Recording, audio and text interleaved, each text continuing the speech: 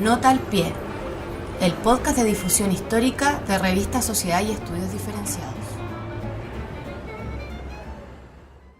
Bienvenido y bienvenida a un nuevo capítulo de Nota al pie, un podcast de revista SED. Hoy día entramos de lleno a lo que es el 2011, el proceso de incorporación del PC y la J a la nueva mayoría y el feminismo. Y para eso tenemos dos grandes invitados. A mi izquierda está Franco, estudiante de Magíster en Historia de la Universidad de Santiago y militante de la J en el periodo. Gracias por venir, Franco. Muy buenos días. Y a Valentina Miranda, quien fue constituyente en la primera convención, representante del distrito 8, también militante de la J y ahora del PC, o sigue en la J. Muy bien, gracias por acompañarnos. Y vamos a entrar a temas al tiro, difíciles quizás para ustedes. Le pregunto al tiro a Franco. La espectacular capacidad movilizadora que tuvo la J del 2011, ¿fortaleció o debilitó su voz dentro de la correlación de fuerzas del PC? ¿O fue en el fondo un arma de doble filo que le dio visibilidad, pero también lo ató de alguna manera a la estrategia institucional del partido adulto?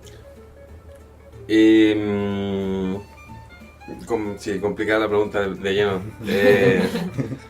A ver, yo recuerdo que el 2011 fue una movilización con mucho protagonismo propio de la J, con mucha creatividad, mucha autonomía política, financiera y su propia autonomía orgánica que siempre ha tenido. Pero como la cuestión prendió, el partido siempre fue un asesor, un tutor, digamos, en la movilización. O sea, los mismos dirigentes secundarios y universitarios siempre estuvieron ahí presentes, como en espacios del mismo partido, en direcciones o asesorados por la comisión política. Por lo tanto, fue un desafío de movilización en conjunto con el partido. De hecho, incluso en los espacios de masa existían los centros de padres y apoderados, por ejemplo, que jugaron un rol importante, sobre todo en Santiago Centro, que estaba dirigido también por gente del partido. Y de alguna manera eso implicó que esto no fuera solamente una movilización jotosa, sino que también estaban los profes, los funcionarios. Se intentó vincular con la CUT en cierto momento también para vincular al partido al sindicalismo. Sin embargo, sí, eso fraguó una experiencia generacional de movilización que no se había tenido ni en el 2006, ni en el 2001, ni en los 90, porque precisamente fue la primera movilización estudiantil que dejó de ser solo estudiantil, por ese mismo hecho. Y eso también permitió, yo creo, que un proceso de politización mucho más rápido en la generación del 2011, y también porque había como una suerte de programa de demanda muy concreto que perspectivaban una idea de que se estaba cambiando Chile desde la movilización. Entonces había mucha expectativa generacional y mucha capacidad de discutirle a otros sectores, a la derecha, casi como tú a tú, digamos. Entonces era una posición de empoderamiento generacional nunca antes visto, pero obviamente que no era contrario al partido viejo, digamos. Claro. El partido siempre estuvo ahí atento. Ahora, que eso no haya generado, o sea, nada tan fluido ni tan perfecto, digamos, además que en algún momento hubo tensiones medias, quizás más de detalle, anécdota, pero a la grande, digamos, yo creo que fue como de esa manera. No creo que haya sido el 2011 un movimiento generacional propiamente tal, sino que hubo un acompañamiento. Y de hecho, la misma derecha atacaba al Partido Comunista porque estaba en el Parlamento y porque al mismo tiempo estaba a favor de las movilizaciones. Entonces, fue un tema, digamos. Y la otra izquierda que no estaba en el Parlamento, que estaba ya como universidad de sindicato y tenía todavía presencia en otros espacios, también como que compartía esa cuestión. O sea, yo recuerdo que el Partido Socialista, por ejemplo, también trataba de hacer lo mismo. Entonces era como un desafío bastante compartido entre ambas generaciones, aunque lo lideraran los cabros, digamos, ¿cachai? Claro, porque tú eres secundario ahí. Sí, yo era secundario. Tú te sentías más no tan protagonista de ese proceso como lo podéis ver en lo universitario. Sí, se notaba mucho la diferencia. Ese fue un temazo, porque los universitarios bueno, no sé si siempre, pero al menos como que se comen como las movilizaciones, porque son más grandes, tienen más capacidad oratoria, más experiencia. Y en ese tiempo yo me acuerdo que yo estudiaba, en el Salesiano de Alameda, un colegio católico del centro, que tenía vinculación con otros colegios, con el mismo Aplica que estaba al frente. Y el 2011 yo todavía no militaba, pero sí había Jota en el colegio. Y también había otras fuerzas más anarcas y otras fuerzas como... Bueno, había un cabro que era el presidente del centro de estudiantes que hoy día es DRD. Ya. ¿Cachai? En ese tiempo no existía radio. Entonces, él vinculó al centro de estudiantes del colegio con la CONES, que se estaba recién formando en ese tiempo, me acuerdo. Y tuvimos esa discusión respecto de... Me acuerdo en la sala discutir ACES o CONES. Ya. ¿Cachai? O sea, ese era el... Dirigio igual, había Sí. discusión, ahora yo creo que eso es impensado. No, en los impensado. tiempos de ahora. Ojalá hubiera esa Ah. discusión. ¿Y a ti, Vale, cómo te toca eso? No, yo para el 2011 la verdad era bien chica, pero sí viví las movilizaciones porque mi mamá era dirigente sindical.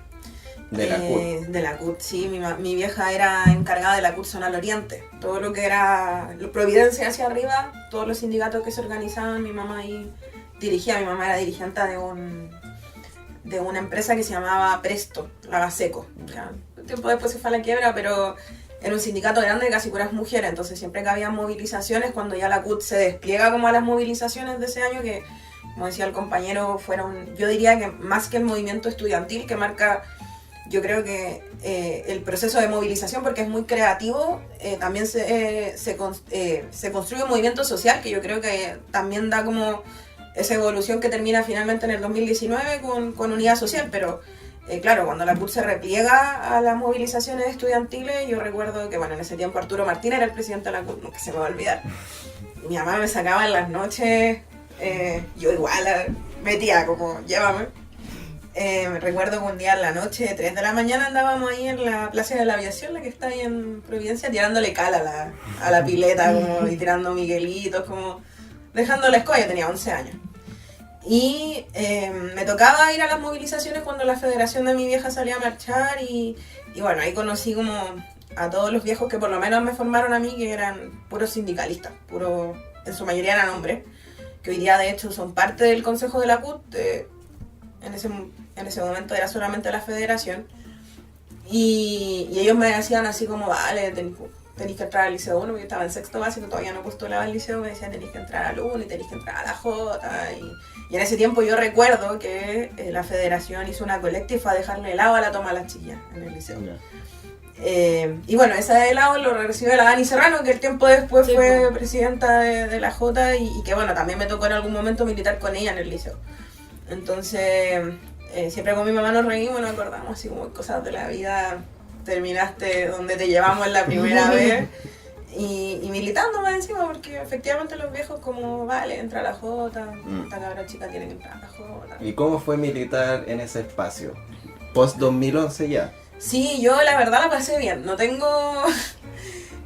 siempre digo que el liceo fue una etapa súper tortuosa para mí porque mis viejos se separaron, como en términos personales fue bien complejo.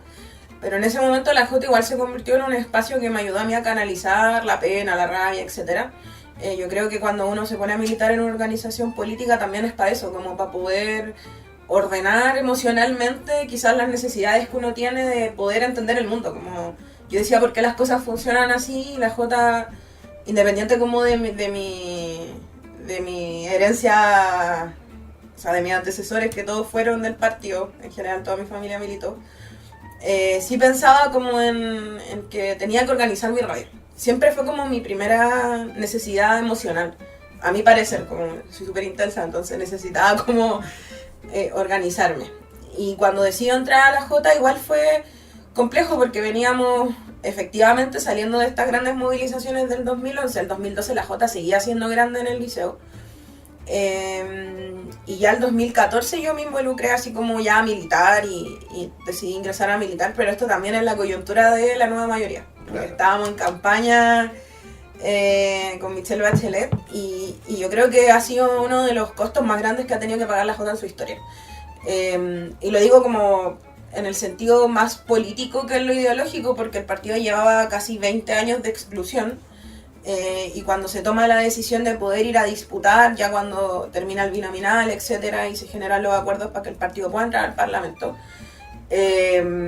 una de las cuestiones que fue súper complejo para nosotros era nuestra tesis, que era mantener un pie adentro y un pie afuera, un pie en el gobierno y un pie en la calle, y esa fue una tesis que propone, bueno, Papi Willy, el compañero Guillermo Tellier cuando era presidente, y yo creo que la Jota trató de hacerlo al pie de la letra, y eso fue lo que nos trajo muchos costos. O sea, yo recuerdo que, bueno, en ese contexto, cuando ya existía la CONES y la ACES, porque cuando yo llego al liceo ya existía la CONES, y estábamos en esta disputa constante con la ACES, existía un debate político. Existía un debate político entre la ultra y quienes estábamos dispuestos a hacer juventud de gobierno, que era súper complejo en ese momento.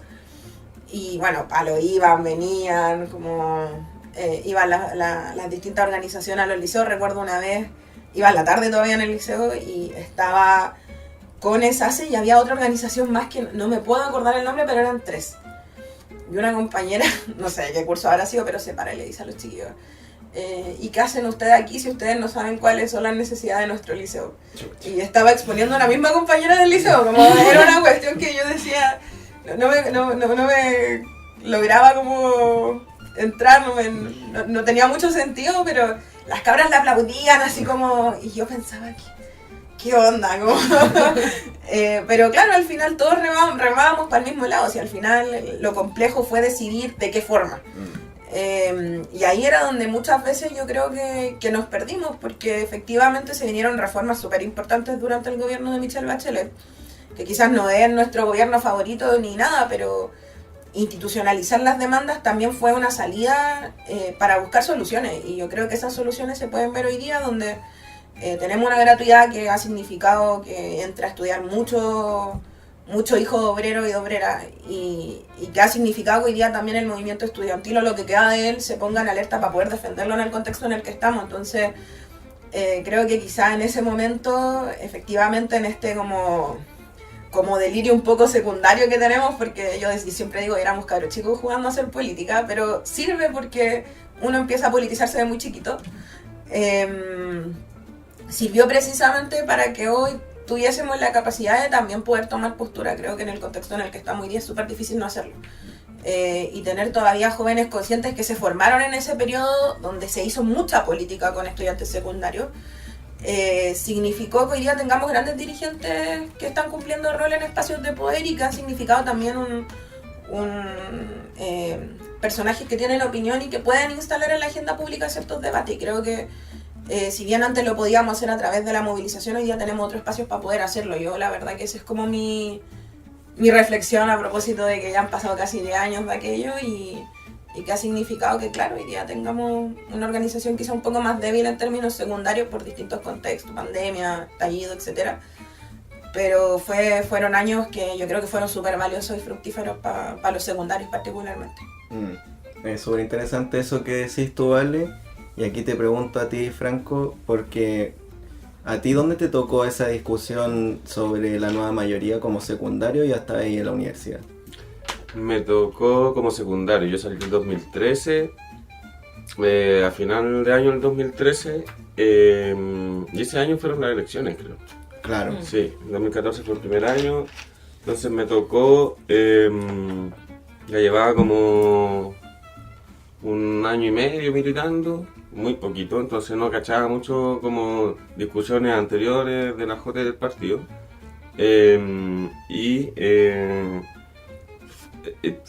Generó como un quiebre, supuestamente. Yo no supe medirlo ni dimensionarlo, no conocía a toda la Jota, entonces hubo un grupo de compañeros y compañeras que se fueron producto de eso. Ahora, no alcancé a conocerlo a todos, pero sí lo viví en mi base también, en el Salesiano Alameda. O sea, 2 compañeros recuerdo que cuando el partido decía apoyar a Michelle Bachelet, derechamente tuvimos una reunión de base, y en esa reunión entregan el carnet y dicen: yo llego hasta acá, lo siento, yo no puedo seguir en esto, y tampoco lo vamos a resolver acá, entonces yo me voy nomás, ¿cachai? fue a presentárselo a irse. Y bueno, igual todos como amigos y todo el tema, pero ya se entiende, nada que hacer también. Ahora, lo que yo vivía ahí, igual con el secretario político tratando de ordenar un poco la cosa, pero no se va y todo el tema, igual como que fue un intento, digamos, medio infructífero.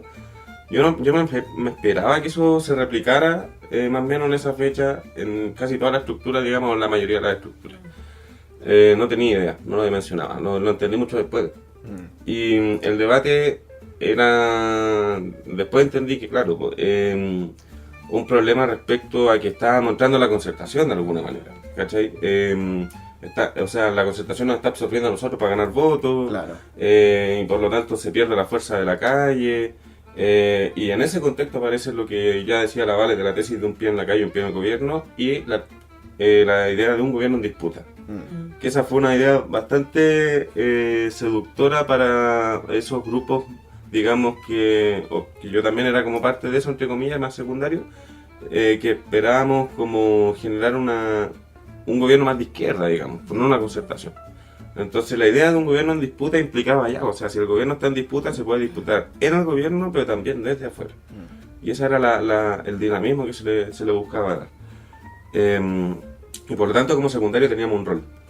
Y ese rol era que nosotros teníamos que mantener la movilización, sí o sí, porque como era un gobierno en disputa, si nosotros no nos movilizábamos, íbamos a tener Jorge Burgos tirando para un lado, la democracia cristiana tirando para su rollo, ¿cachai? Disculpa. ¿Qué fue lo que pasó? Claro. Entonces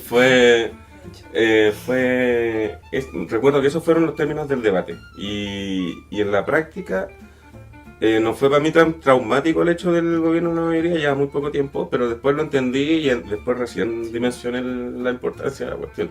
Porque los cabros que se fueron los seguí viendo en el colegio y todo el tema. Ellos ya habían pensado en irse un poquito antes, porque ellos ya veían la cosa. Yo no, pues yo cuando llegué no tenía idea de para dónde iba, ¿cachai? Pero ellos ya estaban como cachando de que están tomando conversaciones, ¿cachai? Entonces ya lo veían venir. Pero así lo vi al menos. Y recuerdo que incluso estuvo como bueno, igual habían como cabros que estaban en otra, como que recuerdo que hubo una discusión sobre quién apoyar para las primarias. Y habían cabros que estaban incluso apoyando al radical, no me acuerdo, Gómez creo que se llama. Claro. O sea, había una dispersión de ideas, ¿cachai?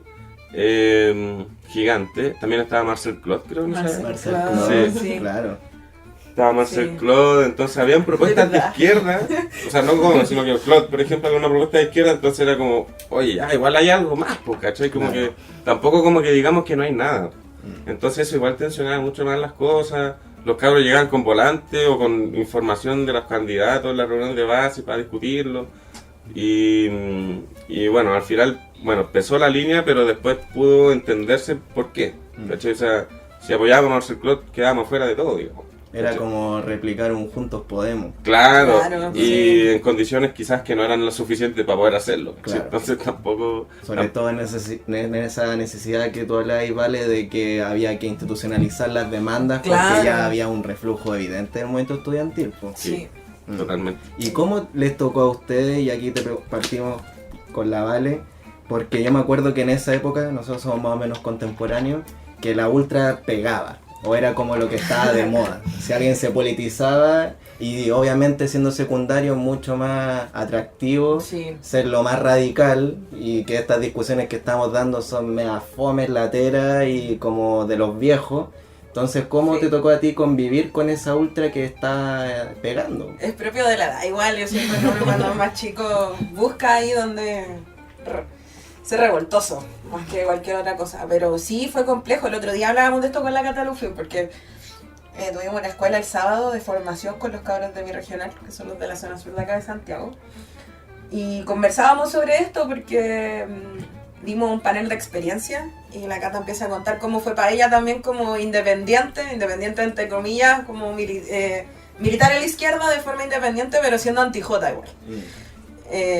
Hasta que ya después se sedujo, diría yo, que yo estuve todo el liso así como oye ya, pero sí, porque efectivamente para nosotros como jotoso era complejo militar.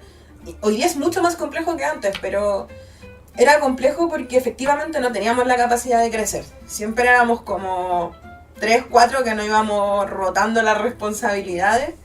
Y eso también nos ayudó a aprender, como aprender a militar, porque yo una de las cosas que agradezco de haber militado, chicas, que aprendí mucho en el liceo, pero efectivamente nos costaba un mundo crecer porque nosotros entendíamos lo que significaba hacer alianza con otras fuerzas políticas para poder disputar los espacios de los centros de estudiantes, las comisiones que se armaban, me acuerdo.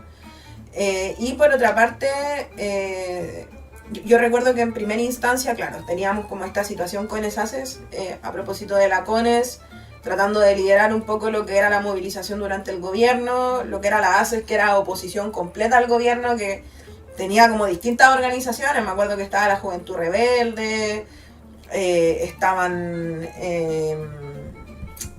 lo que quedaba del Juvenil Lautaro, estaban los guevaristas, no, si era una, yo me acuerdo que habían varios como colectivos chicos que se agrupaban en el ANSE después cuando pasaron a llamarse Ofensiva.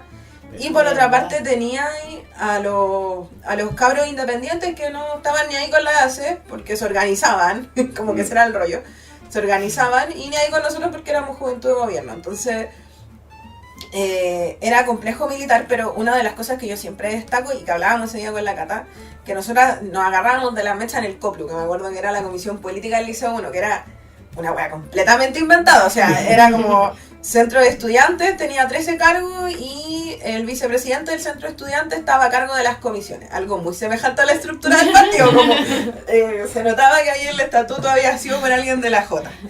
Y esas comisiones, habían varias, estaba la comisión de género y sexualidad, COGESEX, me acuerdo, estaba la de medio ambiente, la de pueblo originario, como que como frentes de masa finalmente. Y la comisión política donde nos juntábamos todas a hacer política. Y era como finalmente la oposición al centro de estudiantes que estaba de turno. Entonces ahí nos juntábamos y bueno, gente del CODECU, había de todos los espacios. Y claro, con las chiquillas dábamos discusión que eran de carácter político y nos agarrábamos de las mechas y de repente iban y venían sus combas fuera del liceo, en las marchas. Como era lo máximo a lo que llegaban. Pero después cuando tocaba estar en espacios quizás un poco más fraternos, todas nos llevábamos bien. O sea, yo recuerdo que, bueno, tenía compañeras que todos los años estaban en la lista negra, que ya no se hacen las listas negras, menos mal, pero estaban todos los años en la lista negra, pero eso no significaba que te agredieran o nada por el estilo, era como, ay, eres jotosa, te vaya a la lista negra aunque te llevaras bien con todas las cabras de la ultra. Ese era como el rollo que había y nunca fue tan violento, diría yo, era como más de lo político, más de las diferencias políticas. Y nos pasaba eso con la Cata. Por ejemplo, me acuerdo que el 2017, que fue mi último año en el 1, a mí estaban las 3 listas. Estábamos nosotros JS, estaban los cabros de la ACES, que ese año de hecho la ACES gana el centro de estudiantes, y estaba la lista de la independiente. Y yo con, bueno, mis compañeras de curso éramos famosas por bailar K-pop, pero el palo era como ese nuestro rollo con la Javito, claro. Nuestro rollo era ese, y un día a la tarde estábamos como en campaña en centro estudiante y terminamos las 3 listas bailando K-pop. Todavía hay un video de eso, nos cagamos de la risa, pero claro, era entretenido hacer política y la pasábamos bien. Yo creo que es lo que más agradezco de haber estado como en un espacio politizado, que conocí gente que hasta el día de hoy como conversábamos. De hecho, había una compañera de la ACE, la Nacha Arlegui, que de repente hablamos por Instagram la otra vez, quedamos de juntarnos más o menos unos completos, como recordando viejos tiempos, pero claro, habían diferencias políticas que no eran en términos personales, sino que entendíamos que era una hueá política y que teníamos que resolverlo, y que resolverlo también aportaba como a las demandas que tenía el liceo en ese momento de las estudiantes. Y bueno, también ese movimiento de independientes que surge en ese contexto como anti-Jota durante la nueva mayoría y que se perpetúa finalmente hasta la revuelta, que ahí ya es como un cambio drástico, creo yo, también siendo oposición a Piñera, pero claro, efectivamente nueva mayoría significó que era bacán porque odiaba ya a la Jota, porque la Jota defendía a Michelle Bachelet y éramos prácticamente los vendidos, pues. Claro. Ese era el rollo. Entonces, y que nosotros también tratábamos como de decir, hoy se viene la reforma de nueva educación pública, la de municipalización, hay que levantar las mesas por el financiamiento por voucher, como que tirábamos ese rollo en la jornada reflexiva y todo, pero seguía estando de moda como ser anti-Jota. Claro. Entonces, la verdad que era súper difícil crecer Pero orgánicamente. ese rollo de ustedes prendía, por ejemplo. Yo creo que sí prendía en los espacios que no estaban tan como atomizados por la ultra, particularmente. Y la ultra también entendía ciertas cuestiones, pero insisto, como que el rollo era ser anti-Jota Más Porque era estético bacán. igual, ¿o no? Era algo más Sí. estético que político. Sí, bueno, siempre se han caracterizado por ser muy estéticos. Sí, Siempre. sí. Entonces, y bueno, recuerdo que en ese contexto también cuando la Moira fue presidenta del centro estudiante, la Moira Allende, La basurearon. y la basurearon y pusieron bombas de ruido, una cabra en el liceo se quemó.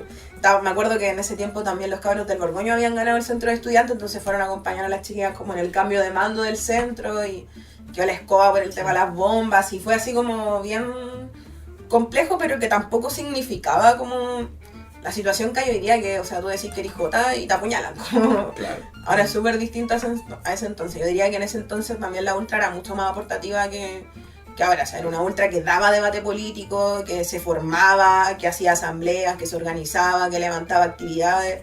Ahora es difícil y complejo ver esto. Como falta esa épica un poco miracha que decíamos nosotros en la ultra actualmente, a diferencia en ese tiempo que era más radical en el sentido político, como de dar el debate, de formarse. Muy que etcétera.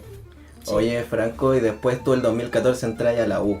Sí, yo entro a las privadas. Entras a las privadas, entras al Alberto tú. No, entro primero al LUNAV, Ya. estoy un año en LUNAV y de ahí me cambié al Alberto. Al En 2015 yo al Hurtado, claro. Y ahí yo te quiero preguntar, ¿cómo te tocó, ya que estamos hablando de los, para no decir enemigos, adversarios políticos? Claro. Ahora está medio mal visto Está mal decir visto. enemigos. De otra quizá ultra del momento, que sería lo que es el Proto Frente Amplio, que para ese momento estaba a la izquierda de ustedes y que los criticaba por estar en la nueva mayoría, Claro. las vueltas de la vida. Entonces, ¿cómo te tocó ver y relacionarte con esos cabros pues, en tu espacio?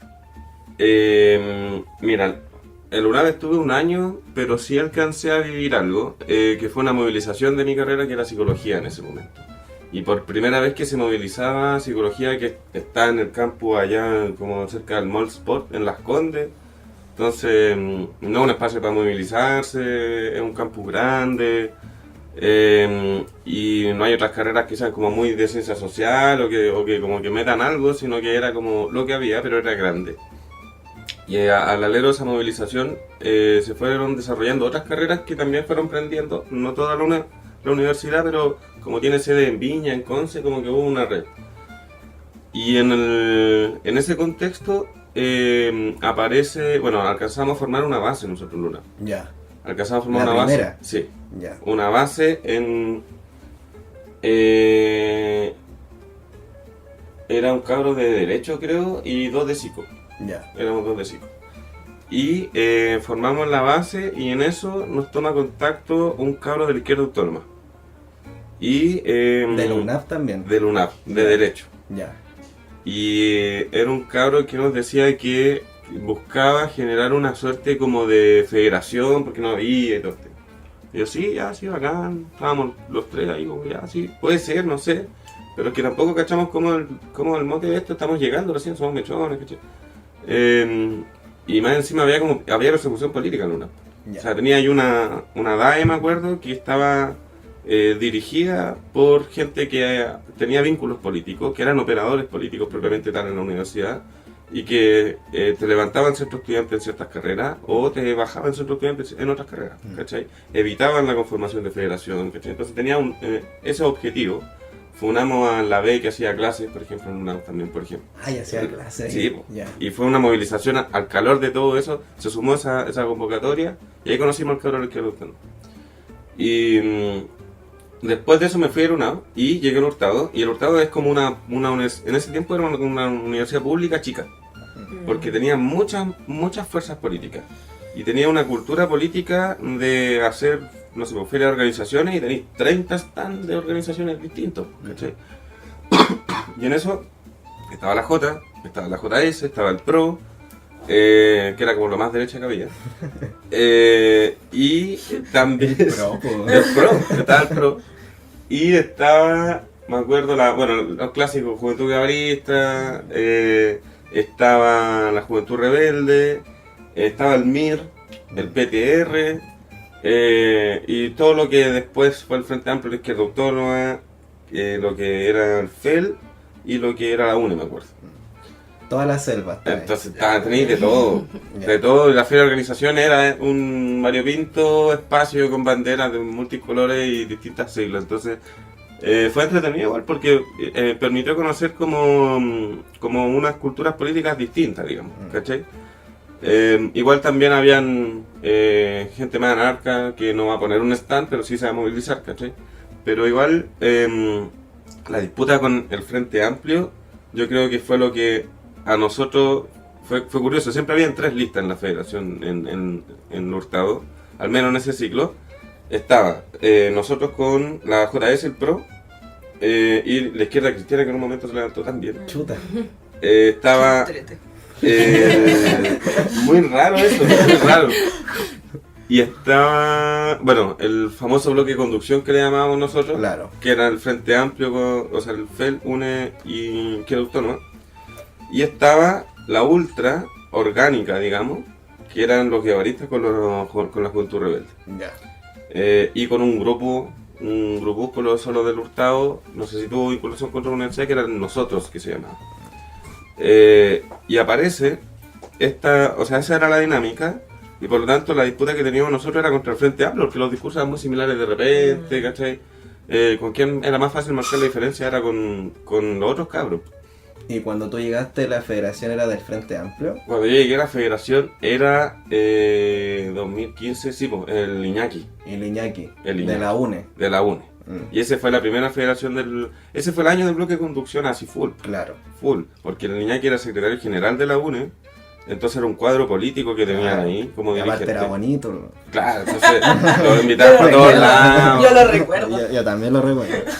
Y dirigió la toma. Ya. Esa fue la toma triste porque fue la toma que después acabó con un incendio. Me acuerdo. Entonces fue una toma muy buena, se estaban logrando cosas, pero salió el incendio. Fue un accidente en realidad esa cuestión.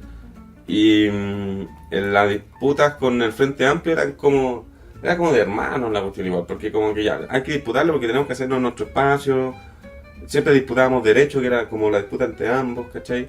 Pero de repente como que la ultra igual se pegaba como su pasada de rosca y era como, ya, no nos entremos a discutir entre nosotros, tratemos de hacer algo para frenar a estos cabros, porque si no nos van a pasar por encima, ¿cachai? Claro. Se quieren apropiar de la toma, ¿cachai? Estás haciendo una asamblea de toma a las 3 de la mañana y cagaste. Entonces como que había que estar atento, ¿cachai? Claro. Entonces como que ese proto Frente Amplio, para esa época del bloque de conducción, eran como tus aliados circunstanciales cuando el contexto te pedía enfrentarte a la ultra. Claro, sí, porque Ya. con la ultra más cultura mirista, cosas así, no había relación de alianza ni nada.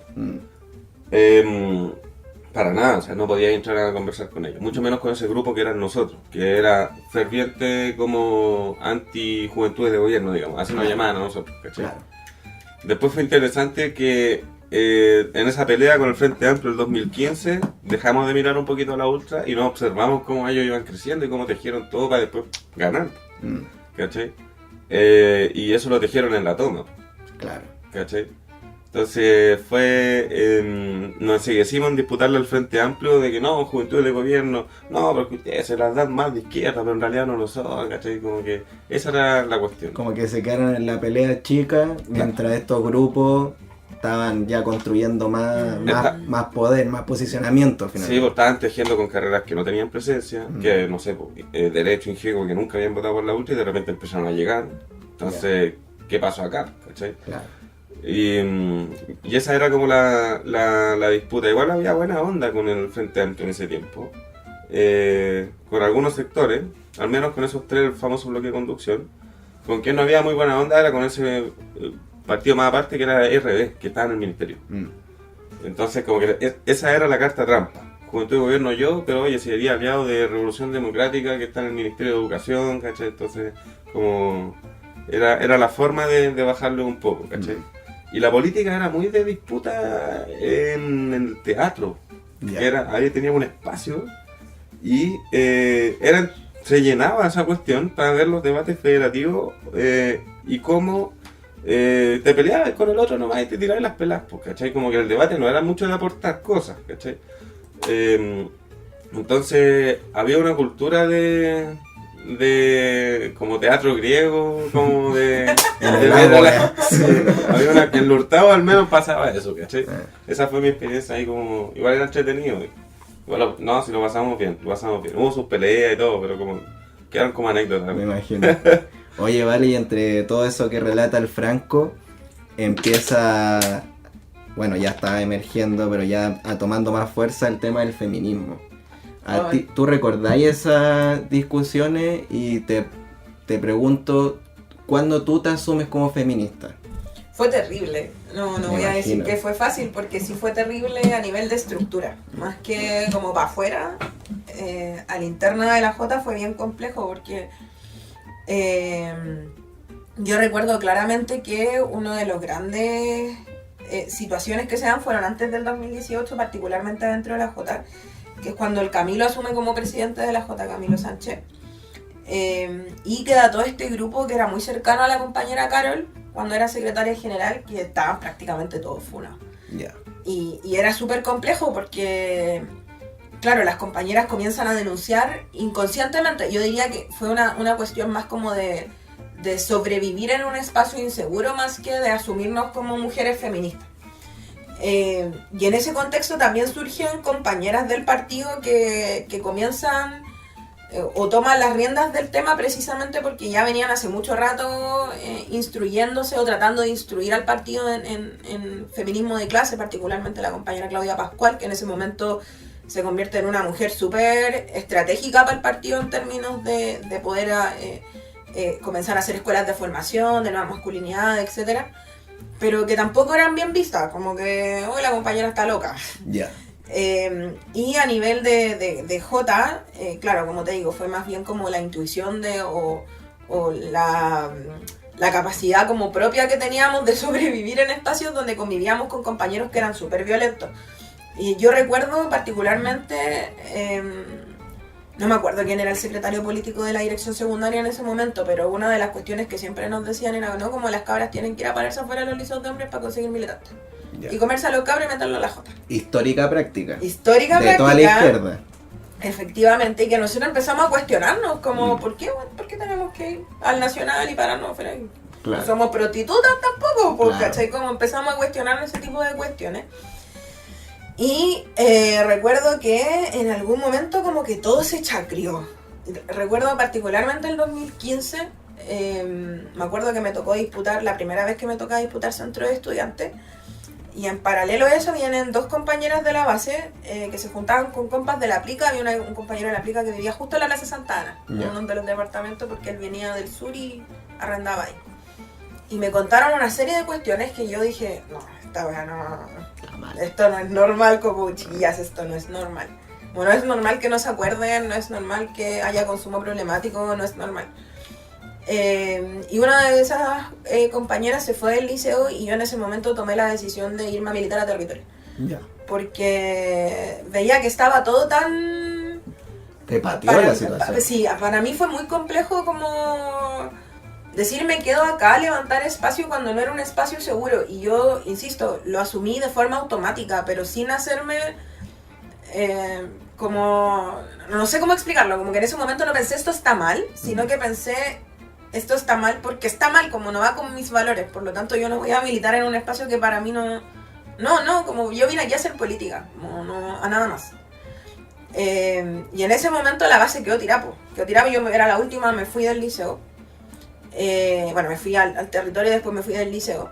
De ahí no sé qué pasó en verdad con la Jota hasta el 2018 que volví a militar en secundario, pero fue súper complejo porque ahí comenzamos a asumir como ciertas cuestiones que venían mal hace tiempo, que se daban en contexto de carrete, donde cuando la Jota hacía carrete, yo recuerdo haber ido a varios carretes en la CUT, chica, así como 14 años, muy chica, esos carretes random que se hacían en la CUT, para Carrete financiar. Sí, discopeca, una wea así. Y también otras instancias que se dan, por ejemplo, en la jornada de propaganda, en las pegatinas de las noches. No, habían cuestiones que no estaban bien. Y cuando comienza toda esta idea del feminismo y empiezan a funar a los compañeros y a la dirección nacional se le viene encima todo lo que fue la funa, porque eran direcciones funadas, o sea, no eran una persona funada, no, eran direcciones de la Jota y el partido. Claro. Y en la J, en ese momento, yo creo que hubo mayor disposición a resolver.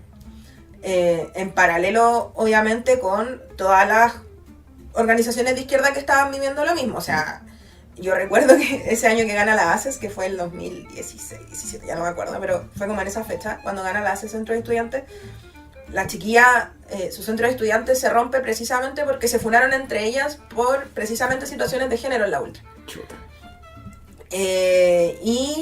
Nosotros teníamos la misma situación a la interna, entonces era en paralelo que estaban ocurriendo todas estas olas de denuncia por abuso, acoso, etc. Muchas veces delitos que se habían consumado delitos y que finalmente nadie denunció, como y las cabras después del tiempo se venían a dar cuenta, entonces... Y también compañeros, o sea, yo recuerdo que una de las cuestiones que a mí más me impactó, me acuerdo, en una escuela de cuadros que tuve en el Borgoño. 2015 o 2016 también tiene que haber sido. Teníamos un compañero que lo molestaban porque era gay, po. Y yo le decía a los cabros, ¿y por qué lo huevean? ¿Qué tiene? ¿Qué tiene?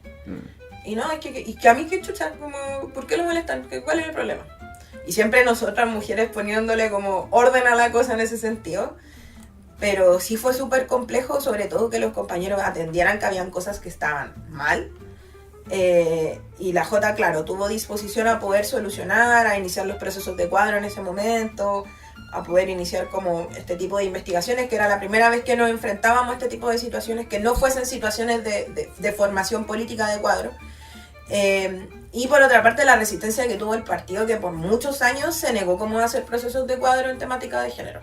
Hasta que, bueno, se aprueba la ley de nuevos partidos políticos y se crean los tribunales supremos, etcétera, que hoy día están encargados de ver la temática de género, pero fue súper complejo porque no había ninguna noción de que no podíais, por ejemplo, revictimizar a las compañeras cuando hacíais entrevistas como personales, no había ninguna experiencia al respecto, entonces perdimos mucha militancia femenina por lo mismo, porque no habían herramientas, no existía conocimiento, los compañeros se negaban a aprender y si bien había capacidad o disposición para resolver, no funcionaba porque al final efectivamente no teníais cómo y ahí, claro, hubo un gran desprendimiento de militancia femenina dentro de la J, pero que durante el tiempo también se ha sabido cómo resolver a propósito de que hoy día existen protocolos y hay una conciencia mucho más interiorizada cuando uno entra a militar de lo que significa ser feminista.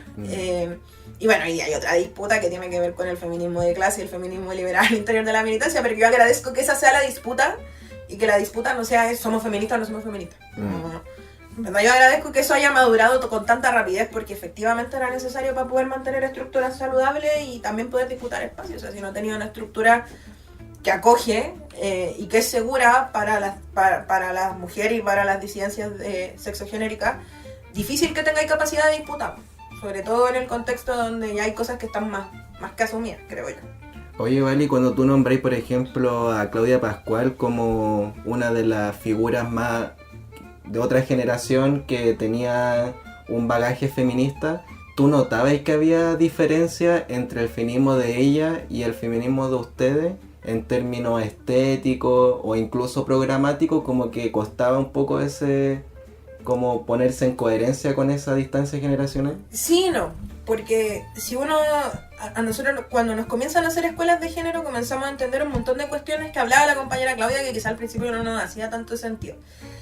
Pero ¿Recordás qué cosa no te hacía tanto sentido?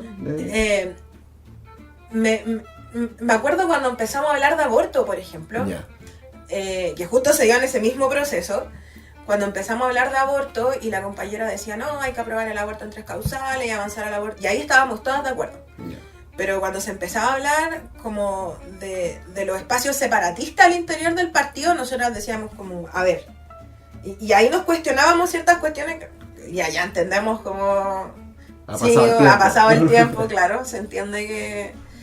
Pero claro, habían cosas yo creo que de un feminismo quizá un poco más académico, más que como de la realidad de nosotras mismas, que en ese momento era como la discusión del aborto en 3 causales y pitearse a toda la gente que había que pitearse de la estructura, como esa era nuestra realidad en ese momento, más que dedicarnos de lleno a estudiar el feminismo de clase como feminismo de clase, que en ese momento se mezclaba con todo lo otro, o sea, era bien complejo identificarse como feminista de clase. Yo creo que hasta el día de hoy para las compañeras bien complejo como decir, oh, estoy feminizada de clase. Oye, Franco, y a ti te toca todo esto, el Alberto. Sí. ¿Cómo fue eso a nivel político? Porque, por ejemplo, bueno, a ustedes les pegó el Alberto el tema de la funa y todo eso a nivel orgánico, pero también ustedes ven cómo se cae una federación del Frente Amplio el Alberto por temas de funa, una cuestión que fue pública y en plena Consejo de Presidente, no sé cómo se llama en un pleno federación. En un pleno de federación, que ahí salen las compañeras y alguien de la federación, creo que de la UNE cae y queda la cagada. Sí, exactamente. De hecho, así partió, así se abrió como la coyuntura, se podría decir. En pleno de federación estaba gobernando en ese momento la federación, el Frente Amplio, dirigiendo el FEL y vicepresidencia de la UNE, y de tres creo que Izquierda Autónoma. No sé si ya era Izquierda Autónoma o ya era Movimiento Autonomista, una cosa así. Claro, con el Movimiento Autonomista con la Solovera. Sí, sí. Y en eso yo no era dirección de, creo que yo no era dirección, pero no era el secretariado de la base de la J, y era parte del regional, de la dirección regional de la estructura superior de privada, digamos. Entonces lo que ocurre es que parece que el secretariado de la J al menos ya tenía conocimiento, o al menos el político, que también era de derecho, ya tenía conocimiento de que algo iba a pasar, pero no sabía el detalle. Yeah. Le dijeron así como gente de derecho, como oye, algo va a pasar hoy día en el pleno de federación, y por cosas de la vida se llenó ese pleno. Entonces estaba lleno. Que es un síntoma de cuando va a quedar la cagada. Era un buen síntoma. Y estábamos todos ahí expectantes de qué cresta va a pasar. No, nadie sabía, va a renunciar a alguien, ¿cachai? Pero nadie se esperaba eso. De hecho, estaba desarrollándose y tampoco había una discusión tan importante, nadie entendía por qué todos nos miramos como qué pasa. Pero llegó el rumor de que hay que ir. Y en eso, claro, ya íbamos en el primer punto desarrollado, ya listo, y de repente ya, como al segundo punto, suponte, entra una compañera de derecho que pide la mano, y le dan la mano, dice yo quiero exponer una situación y todo el tema, y dice ya, pero lo vamos a dejar para el final. No, es que yo lo quiero decir al tiro, y toda la gente como ahí se caldeó, como no, ya que hable. Y se desarrolla la funa en pleno de federación, así en el espacio lleno, digamos, y quedamos todos así como mal. El sujeto fue una funa pública que implicó un juicio público de inmediato. Él estaba ahí mismo sentado y la discusión era no, pero que se quede, no, pero que se vaya, no, pero que se quede, no, pero que se vaya, ¿cachai? Como que o queremos que se quede para que sea enjuiciado o queremos que se vaya del espacio, ¿cachai? Y entonces para que sea enjuiciado sin él. Claro, Sí, también, claro. claro, como para pelarlo de alguna forma, ¿cachai? Entonces como que y fue crítico porque se cae la federación con eso, o sea, se mantiene, pero ya pierde legitimidad, empieza un ciclo, yo creo que una vorágine, o sea, los primeros días fue una vorágine de saltos de comunicados funando, pero sí tremendo, no alcanzaba a leerlos todos, no alcanzaba a cachar quién es quién, ¿cachai? Como que en todas las carreras, durante esa semana, digamos, saltó así full. Después como que se empezó a ordenar un poco la cosa, como ya para seguirle el ritmo, digo. Y en eso empiezan a funar también, bueno, yo era como consejero federación, no, presidente del centro de estudiantes, me acuerdo. Ya. De psicología. En psicología. Ya. Y había un compa que era consejero federación, que es un cargo unipersonal que se elige o consejero académico, una cosa así. Unipersonal por fuera, no era lista. Pero trabajábamos juntos, era lo mismo. Y hay una asamblea para explicar la situación del pleno, porque estaba la cagada. Y en esa misma asamblea de psicología, para explicar esa situación, que yo tenía que explicarlo, era mi tarea, ¿caché? Una compañera dice, oye, aprovechando el momento, yo igual lo pensé mucho la cuestión, y fue una nata de compadre.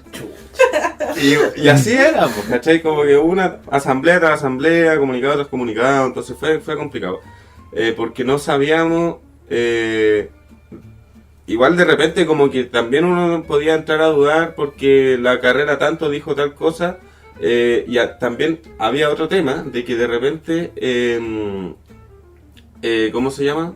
Habían alegatos de defensa que tampoco eran como muy, como, no sé, como que en el fondo lo estás asumiendo, ¿cachai? Como que tampoco te estás defendiendo mucho, entonces como que no podemos hacer mucho. Y el problema era ya, ¿y qué hacemos ahora con esto?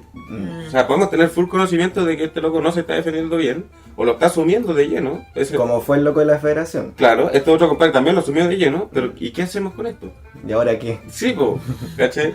¿Qué procede? No podemos sacarlo de la universidad, ¿cachai? Los estudiantes no te pueden sacar de la universidad, hay que hablar con los profes, con la facultad. Todo esto sin protocolo, Nada. sin nada, no existía nada de eso. Nada de nada, ¿cachai? Y eso también impactó en la Jota, po. Mm. En un doble sentido, de primero qué hacer en el espacio universitario, presionar un protocolo, pero no tenemos idea de cómo armar un protocolo, ¿cachai? Entonces nos pusimos a buscar cómo hacer un protocolo, ¿cachai? Sobre todo una compañera de Derecho aportó harto en eso que nos ayudó como a orientarnos, pero también empezó a impactar adentro. Ya. Entonces tenía ahí como un doble frente que atender, en doble incendio al mismo tiempo.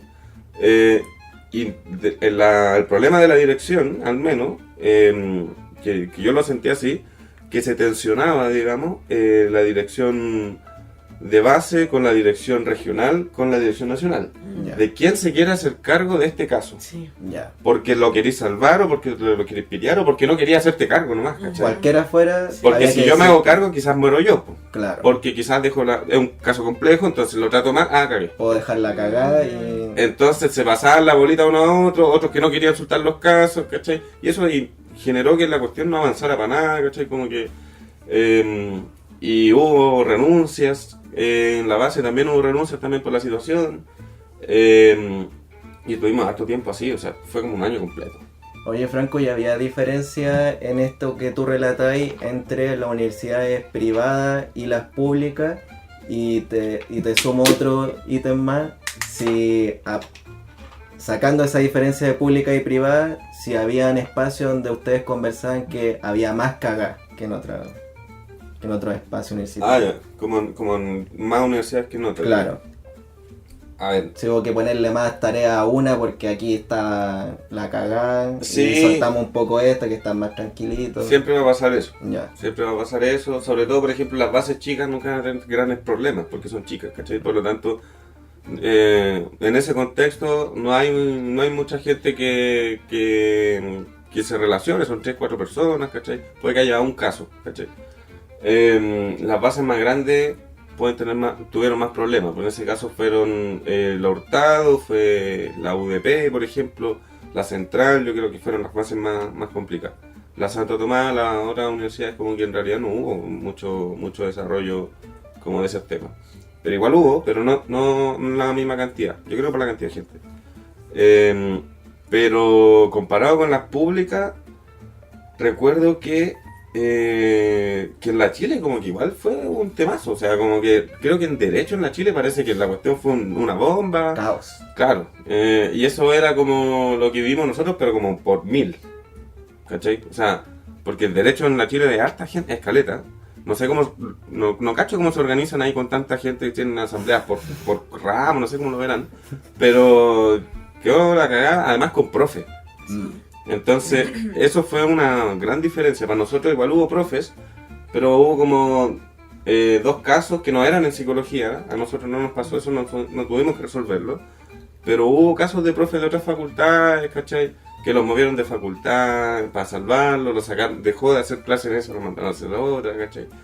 Entonces, eso en la Chile fue mucho mayor. Y en las privadas no se vivió tanto, pero sí hubo, es verdad que hubo como una concentración de casos, sobre todo, yo creo que en UDP, Central y lo Hurtado, entre comillas, ¿cachai? Ya. Como que ahí estuvo la mayor concentración de casos.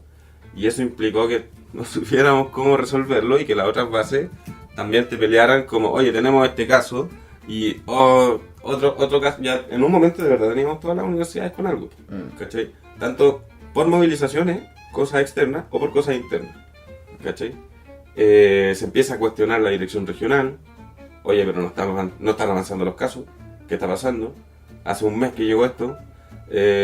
Y empezó a haber un gran debate sobre se nos están traspapelando los casos, no podemos hacerlo, no sabemos si hay que hacer entrevistas, no hacer entrevistas, no sabemos cómo avanzar con los casos, ¿cachai?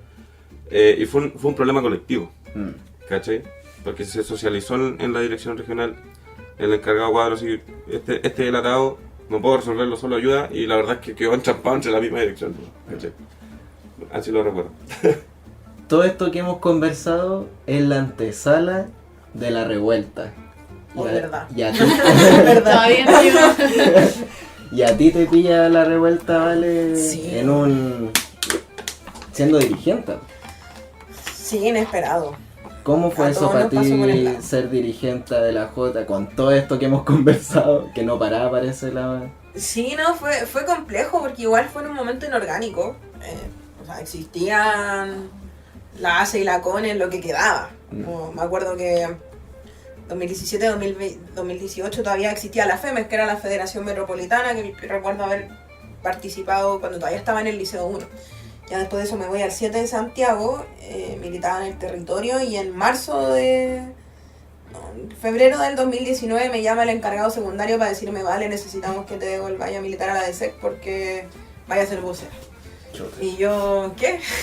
¿Qué? Yo milito el PAC, déjenme tranquila acá en la PAC. Y claro, vuelvo y me toca conocer a un montón de cabros que yo ni idea quién era, porque como hace rato me había ido de la dirección secundaria, había habido un recambio, entonces yo, ¿quiénes son? ¿Quién? No entendía nada. Y también había habido un cambio en el área estudiantil de la Jota, entonces me tocó compartir con compañeros y compañeras que yo no conocía. A pesar de que sí me pasó que, por ejemplo, 2016-17 pasaba metida en UDP con la Naticia, Claro. con esos cabros, cuando pasó todo este tema, me acuerdo que me toca también vivirlo bien en carne propia. Y claro, sí, efectivamente, cuando viene todo lo que el estallido, la revuelta, fue bien complejo porque cuando comienzan las evasiones también se dan en un contexto donde la Jota no tenía centros de estudiantes, las bases estaban súper reducidas, el movimiento secundario no estaba reducido, pero sí estaba atrapado en esta coyuntura de aula segura, entonces, con Felipe Alessandri alcalde, que era terrible por lo demás, y ahí también comienza la escalada de violencia en los liceos, que es bien compleja. Yo recuerdo claramente ese año cuando los pacos suben al 6º piso de línea y empiezan a mear a los cabros, como estaba ahí en un contexto tan horrible que tú no veías para dónde cresta mirar, solucionar, nadie hacía nada, todo el mundo se quejaba, era bien complejo. Y claro, también fue un año donde hubo un paro grande del colegio profe. Y ese era el único espacio donde nosotros como organizaciones secundarias podíamos replegarnos, porque efectivamente el colegio profe se sentaba a conversar con nosotros, pero en términos de apoyo orgánico estudiantil no teníamos. Entonces era súper complejo ser dirigente en ese contexto, porque claro, tú planteabas y demandas del movimiento estudiantil, pero no tenías un movimiento estudiantil que estuviese defendiendo esas demandas, sino que lo tenías ahí en primera línea combatiendo con los pacos el tema de aula segura. Y comienzan las expulsiones, las persecuciones políticas en los liceos, situaciones que se daban antes pero que no se daban tan fuerte. Con la instalación de los directores en los colegios de la Muni de Santiago particularmente, etc. Entonces era una acumulación de cosas, de fuerza, de orgánica que decanta finalmente durante la revuelta con el salto al torniquete, pero que es un salto que finalmente es autoconvocado. No es como que nosotros hayamos dicho, ya chiquillos, vamos a saltar el torniquete, no vemos que ocurre la primera vez y ahí nos sumamos como cabros, tenemos que evadir, como no podemos quedarnos inmovilizados. Y efectivamente yo me acuerdo claramente cuando Camilo Sánchez me llama un día en la noche, muy tarde, 12 de la noche: Valentina, tenemos que hacer algo. Y yo, ¿qué te pasa, Camilo? No, es que tenemos que hacer algo, es que ¿cómo la Jota no va a hacer algo? Y nos quedamos harto rato conversando, como tú eres dirigente secundaria, tenemos que ver cómo ordenamos, bla, bla, bla. Y empiezan a pasar los días del estallido, a mí ya para todo esto me habían secuestrado, había quedado la escoba. Y ocurre lo que ocurre en mi liceo, porque nosotros ya habíamos salido de clase. Justo ese viernes 18 de octubre era nuestro último día de clase, cuarto medio. Y la próxima semana teníamos que ir a hacer nuestro ensayo para la ceremonia de graduación y todo. Yo no tuve graduación, yo no tuve nada. Y claro, nos citan un día martes, y ese día martes entran los pacos al liceo y le disparan a las cabras y nos tomamos el liceo, ese día en la tarde. Y una de las cuestiones que yo siempre le recalcaba a los chiquillos, como si uno va a ser dirigente, tiene que ser impecable en la aula. Como uno no puede faltarle el respeto a los profesores, independiente de cómo te caigan mal o te caigan bien, uno no puede faltarle el respeto a los profes, uno tiene que tener buenas notas. Bueno, y yo prácticamente casi no iba al liceo donde estaba enferma, o estaba haciendo cosas de la dirigencia o andaba en el hospital, como no había un punto medio, entonces... Pero tenía buenas notas, entonces tenía compañeras, por ejemplo, del liceo que se portaban pésimo, pero eran desordenadas, llegaban tarde, faltaban el respeto, y claro, las perseguían porque tenían excusas para huevearlas por ese tipo de cosas. Y yo, que me portaba súper bien, y que casi no iba al liceo, pero me portaba súper bien, nunca me dijeron nada. Entonces siempre me tocó como ser esa dirigente que tenía que ir a defender a los cabros. A los distintos liceos. De hecho, Diego Smith, que no sé si lo ubican, Sí. ya el Diego iba en el Darío Sala, que era súper complejo, que tenía una de las olas de violencia más grandes de Santiago. A una amiga de él lo acusan de que le tira un galón de gas a una auxiliar, y la cabra esta gana el fallo, el partido la acompaña y todo. Esta cabra era anarquista, de hecho. La acompaña al partido, la reintegran y después la vuelven a echar por aula segura, y nosotros estuvimos acompañando todo ese proceso, como desde la CONES, desde la J, el partido, etc. Y con el Diego nos reíamos el otro día cuando nos acordábamos, y decía, oye, ¿cuánto te acordás? Cuando pasó esto en pleno estallido, no sabíamos que venía el estallido, y después, claro, se nos viene todo encima, bla, bla, bla. Y fue súper complejo porque... Yo debo admitir, yo siempre le digo a los chicos, a mí aunque me digan octubrista o muerte, yo soy octubrista y me voy a morir octubrista y no me importa lo que piensen, porque fuimos tan felices en ese momento. Fue una cuestión de ver como a la gente movilizada, como ver finalmente que tanta acumulación de fuerza de tantos años haya decantado en aquello. Pero también había mucho miedo de qué va a pasar, qué vamos a hacer, o más que miedo diría yo, incertidumbre. Como, ¿qué va a ocurrir ahora? Había esperanza, pero con mucha incertidumbre. Entonces, y ya tenía cuestiones como más asumidas, como el tema del feminismo ya 2019. Yo creo que no era un tema tan de la funa tan complejo en ese sentido, sino que lo tenía ahí más asumido, como todas las organizaciones de izquierda tienen que ser feministas, como eso ya todo el mundo lo tenía como muy clarito. Y bueno, se nos da esta discusión también con la ACES, que estaba como en la misma situación de nosotros, como que su asamblea ya tampoco convocaba mucho. Pero se nos da esta situación con el Víctor, que siempre fue muy en la buena. Tampoco fue así como nos odiamos si no nos vemos, si no. Como ya cada organización hace lo que tenga que hacer con su frente. ¿Y ustedes conversaban? Sí, muy de vez en cuando nos pillábamos en la organización, y de repente nos enviábamos un WhatsApp, pero sí conversábamos. Y una de las diferencias grandes que teníamos con el Víctor, que el Víctor era como 3 años más chico que yo. Claro. Y yo ya era mayor de edad, entonces... No sé, pues el Víctor sí iba preso y sí iba preso, pues.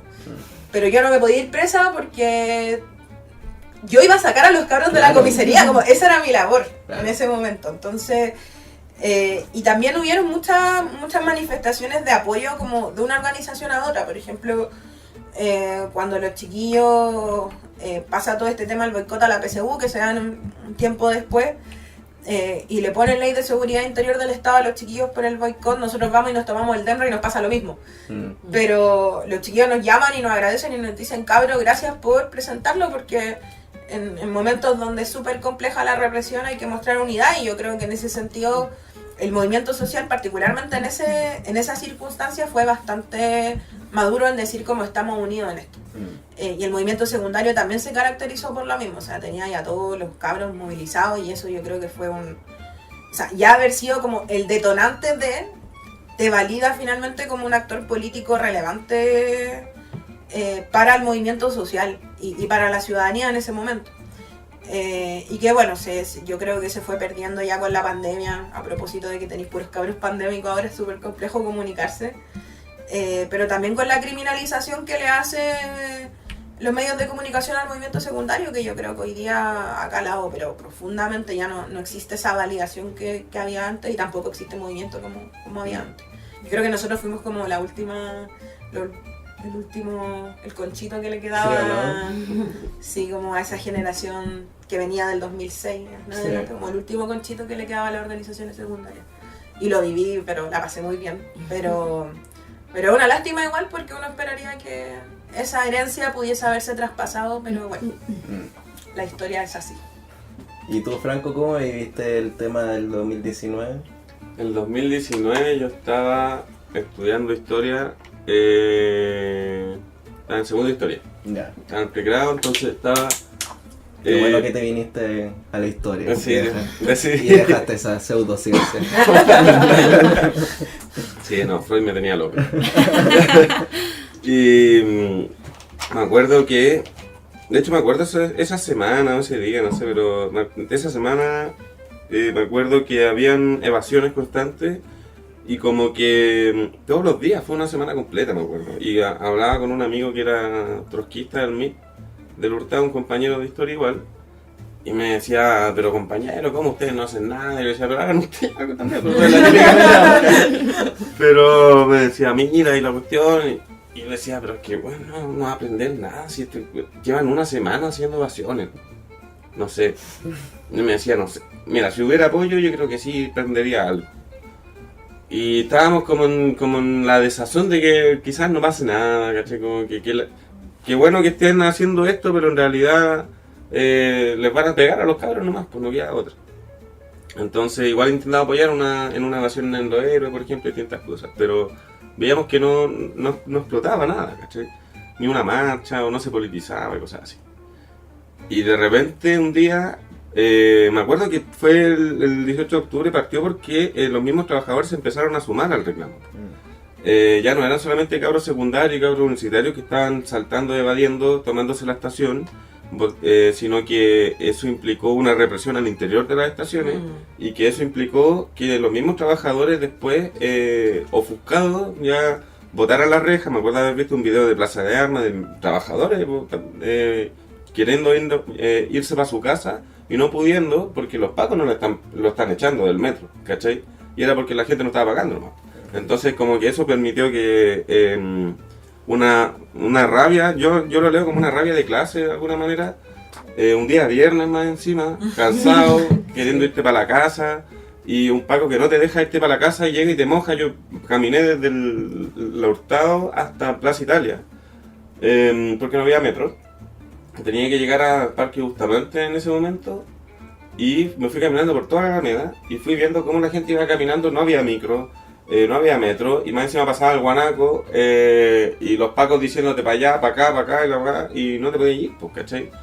Gente que vivía, no sé, en Peñaflor, Talagante, o sea, bien pedo, o sea, no sé para dónde habrá llegado ese día.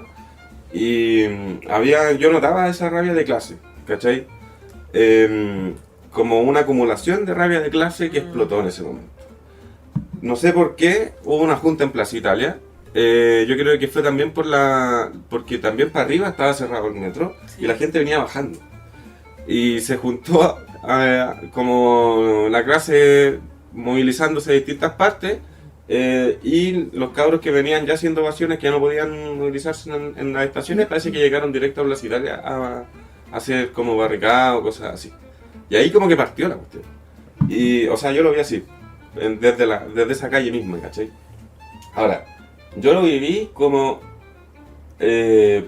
por fin pasó lo que siempre soñábamos que iba a pasar, ¿cachai? Porque ese era como el sentimiento, ¿no? veíamos, Qué buenos tiempos. decíamos, en Argentina el 2001 quedó la cagada, ¿cómo en Chile nunca va a haber un 2001? Así como siempre tiene que haber un movimiento social que dirija con una marcha, ¿cachai? Somos súper ordenaditos los chilenos por protestar, pues, ¿cachai? Entonces como que mucha disciplina, ¿cachai? Y un ratito y después por la vía institucional, y bueno, ya sabes cómo nos vamos perdiendo también en el ciclo, vamos ganando ciertas cositas y vamos perdiendo. De permiso. Claro, entonces como que Permiso para marchar. nunca había una rebeldía real de popular, ¿cachai? Y yo lo viví así, como por fin el día de la rebeldía popular. Y cuando te toca estar en la Jota, cuando se discute lo de la convención constitucional, ¿qué recordáis tú de eso? Porque el PC decide no firmar. Sí, ese día. Boric firma solo, Sí. sin el partido, lo pasan a una especie de control de cuadro. Sí. ¿Cuál era la discusión de la Jota en ese momento?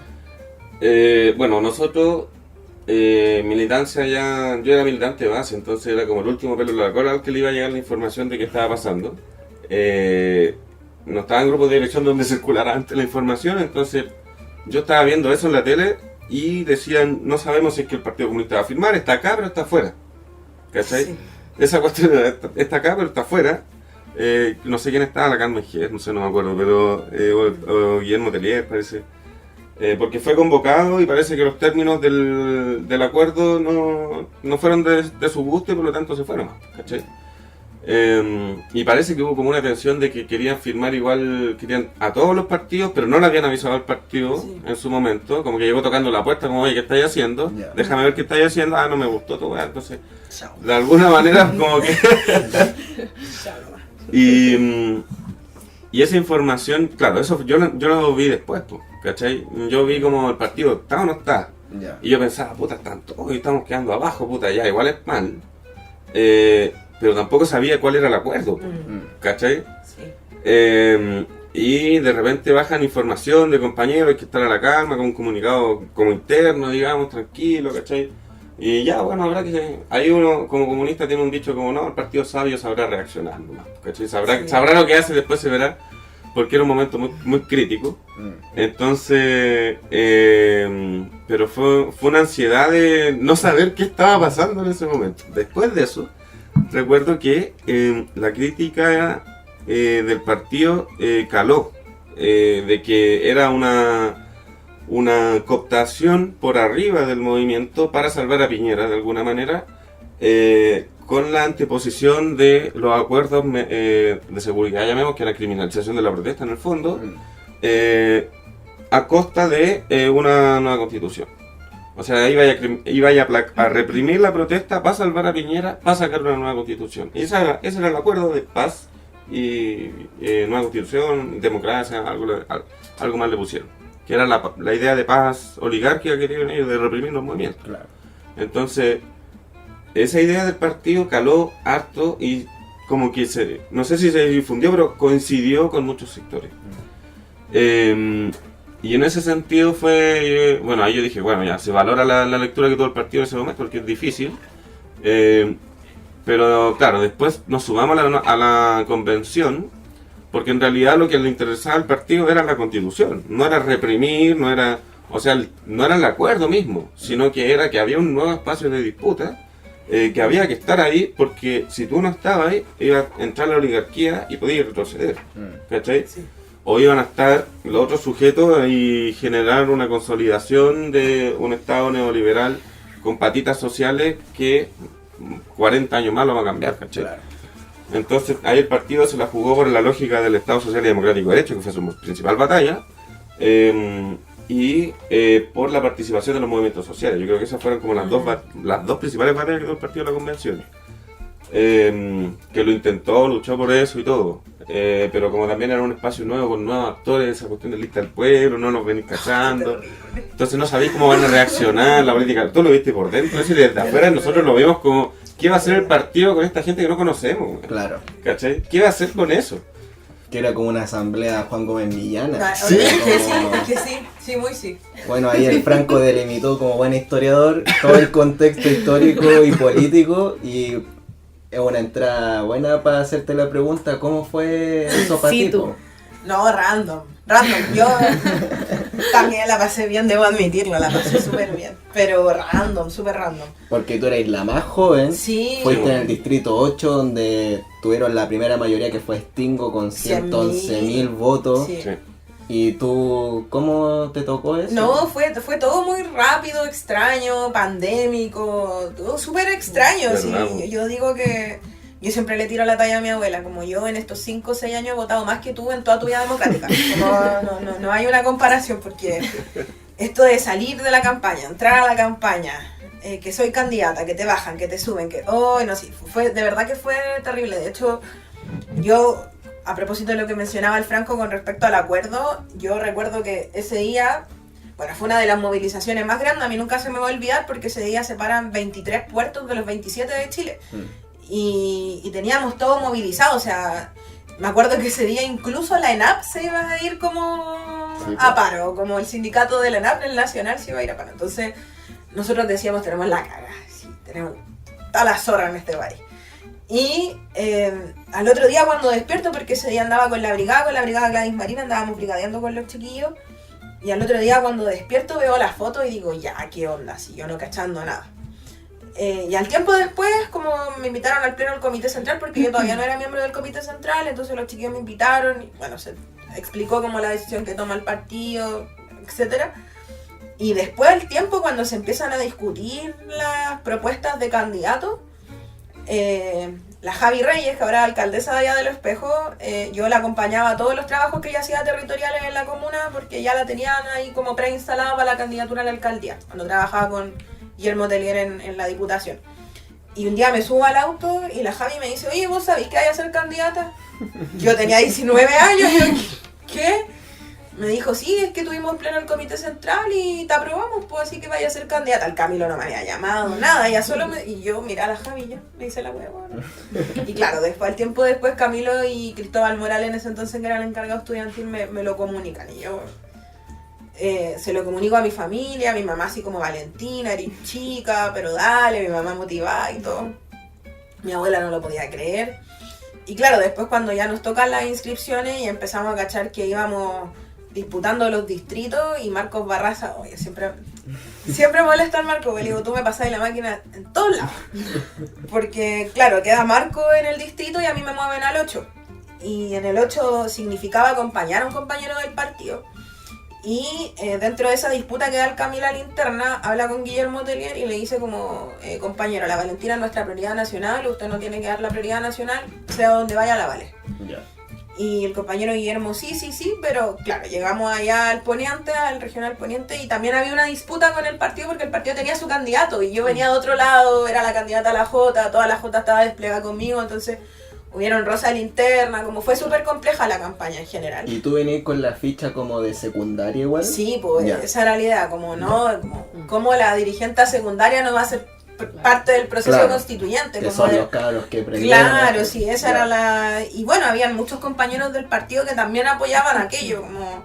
No, esta cabra tiene que entrar y tiene que entrar. O sea, y ese fue el trabajo que se hizo durante toda la campaña. O sea, yo creo que nuestra campaña fue... Primero fue terrible porque estábamos en pandemia y teníamos que salir con un grupo chico, con mascarilla, etcétera. Y segundo porque tuvimos también una pausa entre medio, pues.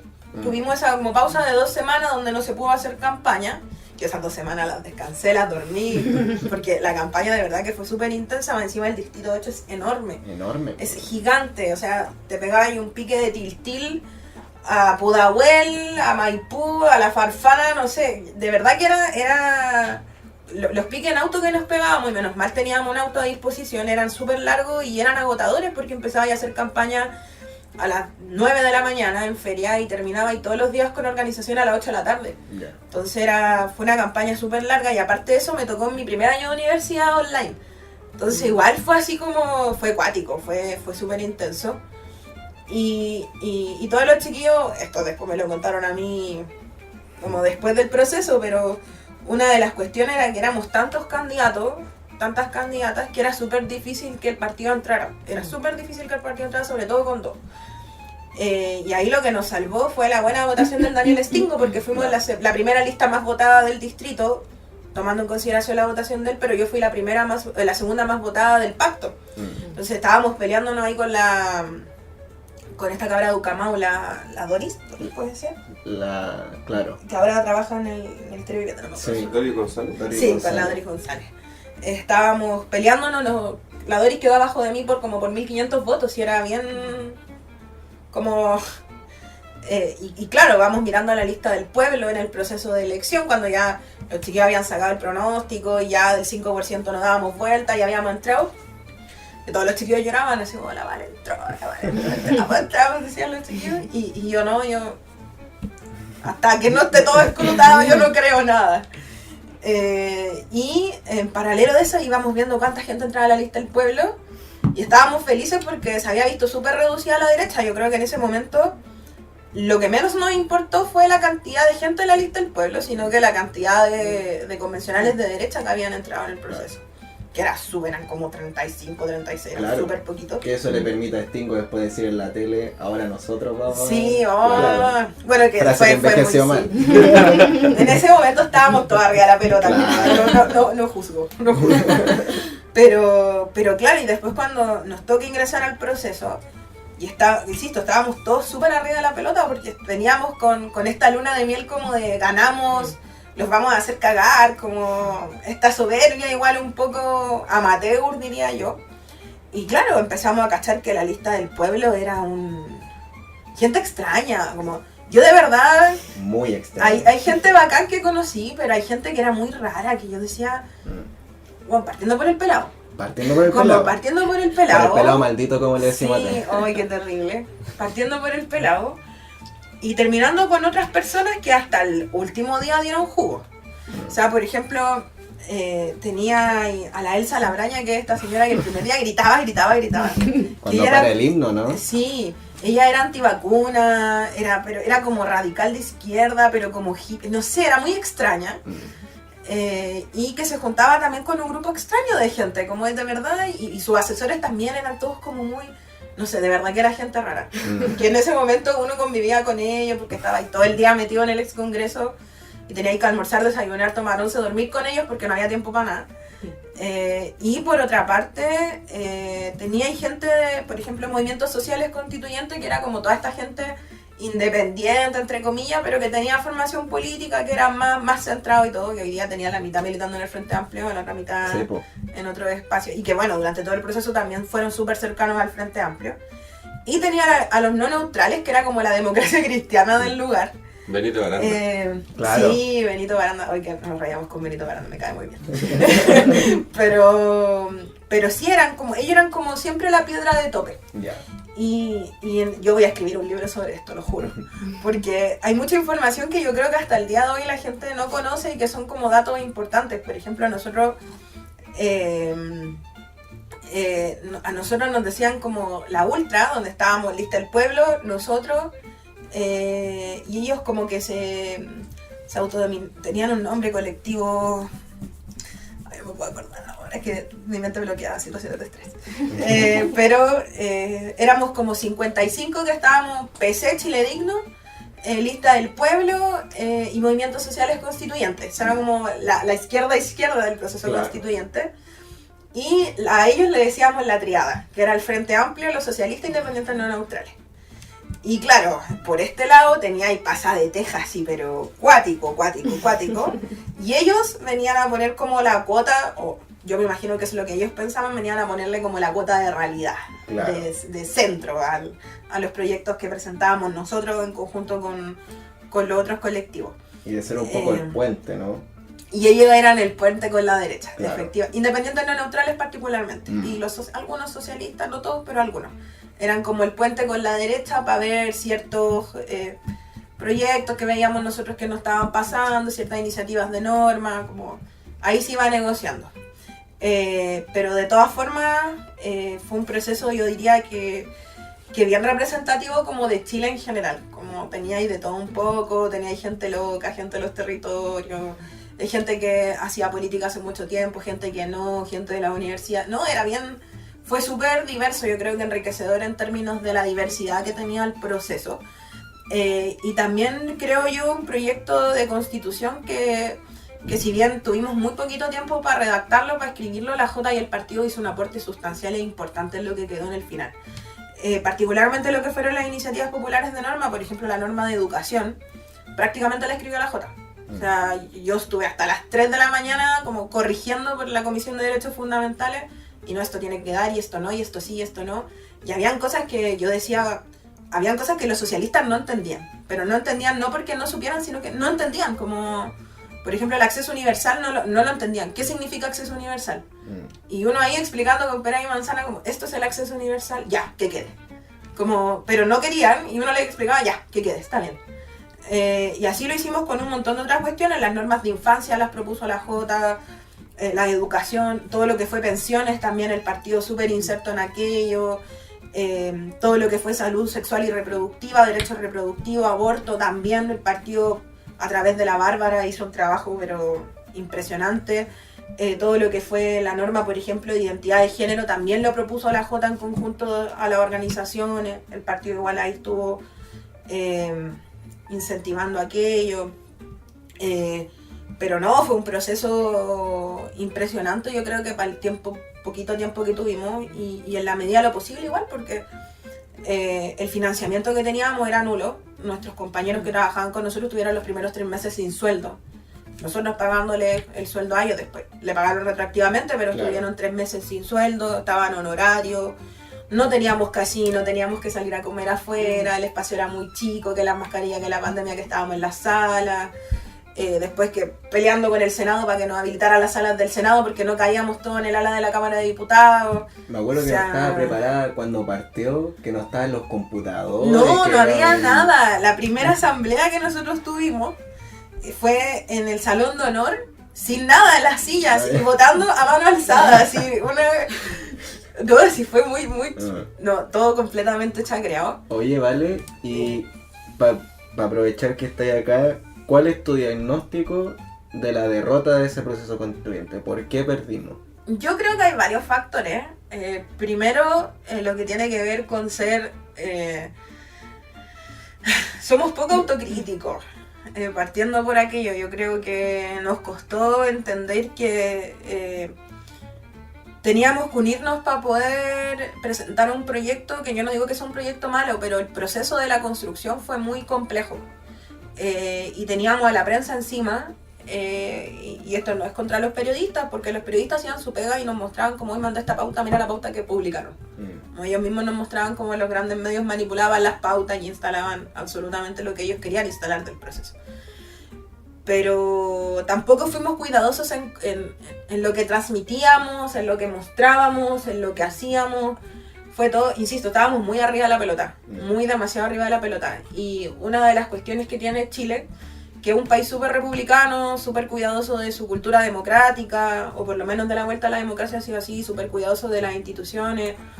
Y creo que eso en ese momento no lo vimos porque estábamos tan en esta luna de miel infinita con el proceso constituyente que también dimos material para que se instalaran este tipo de cuestiones y no fuimos capaces de hacernos la autocrítica, que había cosas que podíamos hacer y cosas que no estaban bien. Por otra parte, lo que fue el pelado Bade, como en ese contexto también la autocrítica de la izquierda es por qué nosotros no obtuvimos mayoría cuando podríamos haber sido un proyecto alternativo de izquierda y no que hubiese ingresado a la lista del pueblo como ingreso, que también fue súper complejo.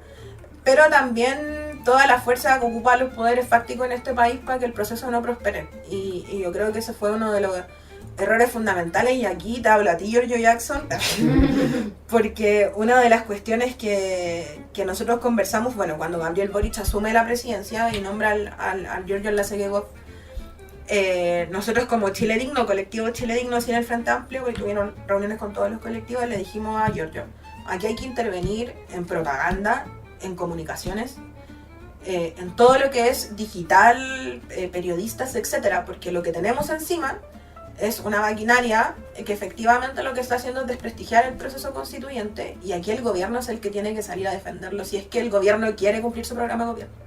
Y eso se lo dijimos con todas letras, o sea, el programa de gobierno no se cumple si este proceso constituyente no se aprueba. Y así fue. Y así fue. Entonces, y yo sí, al final nunca ocurrió nada. O sea, le hablo a él. Pero claro, se hicieron oídos sordos con respecto a lo que nosotros vivíamos al interior, y que eso también significó que el Frente Amplio bypaseara un poco el proceso constituyente y se diera dentro del proceso a propósito de mantener la gobernabilidad de este gobierno particularmente, que el partido desde el día 1 dijo como no, nosotros terminamos el proceso constituyente y de ahí nos ponemos las pilas con el gobierno, y eso fue algo que se vio, a mi parecer se vio desde el día 1 y que bueno, terminó lo que tenía que terminar, y por eso digo que nos cuesta ser autocríticos, porque podemos mucho criticar al pelado, a la lista del pueblo, etcétera, pero tampoco tenemos esta visión por parte de nuestros aliados, que también fueron artífices y cooperaron finalmente en no defender el proceso. O sea, habían explícitamente como gente del Frente Amplio que venía a nosotros a decirnos, constituyentes, partidos, no instalen esto porque se lo van a instalar al gobierno y no queremos que el gobierno lo responda. Y nosotros, pero ¿cómo? Si son instituciones completamente aparte, como no... Y de hecho, lo que tiene que hacer el gobierno es defender este proceso. Y no, es que nos van a complicar. Entonces, creo que en ese sentido fue súper ingenuo no entender que teníamos que cumplir ciertas normativas en general para poder también disputarle a la derecha, que yo creo que en ese momento, insisto, fuimos súper ingenuos en no entender que teníamos una derecha que venía haciendo trabajo territorial, una derecha que venía tomándose las redes sociales, una derecha que está articulada internacionalmente y nosotros no. Y que hoy día, bueno, tiene la presidencia casi y un segundo proceso también fallido. Y que no tiene que ver finalmente con tener como ideas afines a la ultraderecha, sino que tiene que ver con la enajenación que tiene la gente hoy día con la política, a la cual nosotros también aportamos bastante. Oye, Vale, y si tú me podías decir 3 elementos que aportaron tu experiencia en la constituyente a la Jota. Porque claro, eres tú, pero hay un proceso colectivo. O sea, ¿tú qué crees que aportó esa experiencia concreta a la Jota? ¿Qué enseñanza le deja? Yo creo que lo primero en términos académicos. Ya. Creo que hubo mucho aprendizaje de trabajo institucional, porque si bien teníamos diputaciones, lo que fue la Carol y la Camila, nunca hubo un traspaso como del trabajo legislativo a experiencia de la Jota. En particular en el proceso constituyente sí se dio. Nosotros tuvimos una dislocación de la Dirección Nacional a nuestro equipo, por lo tanto siempre había una preocupación, se transmitían los plenos de la Jota, lo que se estaba discutiendo en la convención, etc. O sea, había un traspaso de información más diría yo, en tiempo real, más que como a que los chiquillos se enteraran por la prensa. Teníamos grupos de difusión, etc. Y por otra parte, la disposición a poder disputar espacios. Yo creo que la Jota todavía tiene muy instalado esto de que no tenemos que disputar espacios, y yo creo que sí, yo creo que siempre que se haga un buen trabajo y tengamos la capacidad de disputar espacios ya con un trabajo territorial hecho, hay altas posibilidades de poder comenzar a tener más representatividad a nivel institucional. Y lo tercero, yo diría que las relaciones con el partido.